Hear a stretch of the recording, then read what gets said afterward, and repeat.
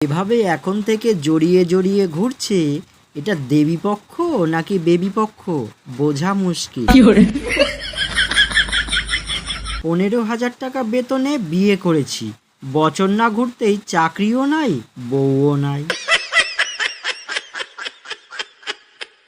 কি জ্বালায় পড়লাম ভাই, ফ্যান চালালে ঠান্ডা লাগে আর ফ্যান বন্ধ করলে গরম লাগে।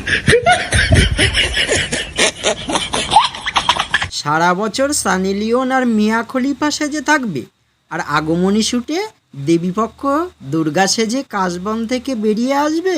ऐसे कैसे चलेगा দিদি?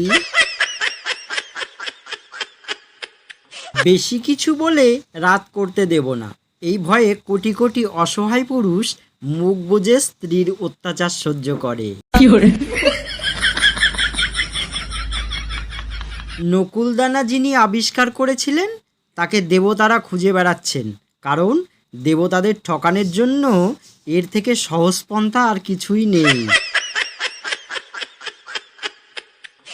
টানা 14 দিন ব্রাহ্মী শাক খেয়ে মনে পড়ে গেল, পাশের বাড়ির বৌদি আমার পূর্বজন্মের বৌদি হয়, কিন্তু পাশের বাড়ির দাদা কি আর ফেরত দেবে?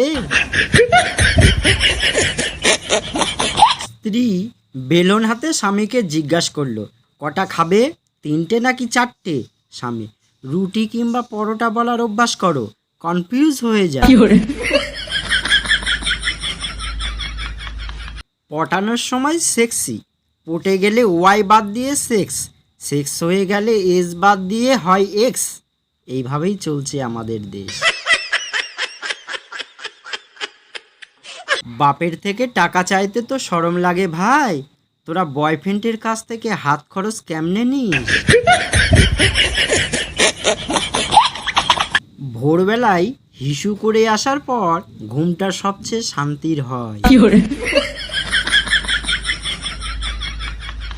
মহালয়া থেকেই ঠাকুর দেখা শুরু করে দিয়েছিস, কোন অফিসে চাকরি করিস ভাই? ভ্যাকান্সি থাকলে বলিস।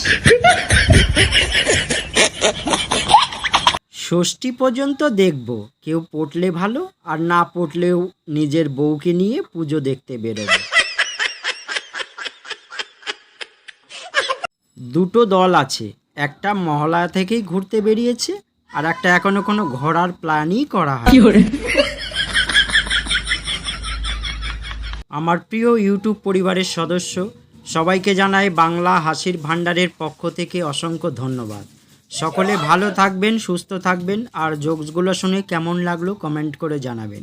আর চ্যানেলটিকে প্লিজ সাপোর্ট করে যাবেন, যারা এখনও পর্যন্ত সাবস্ক্রাইব করেননি প্লিজ সাবস্ক্রাইব করে দেবেন।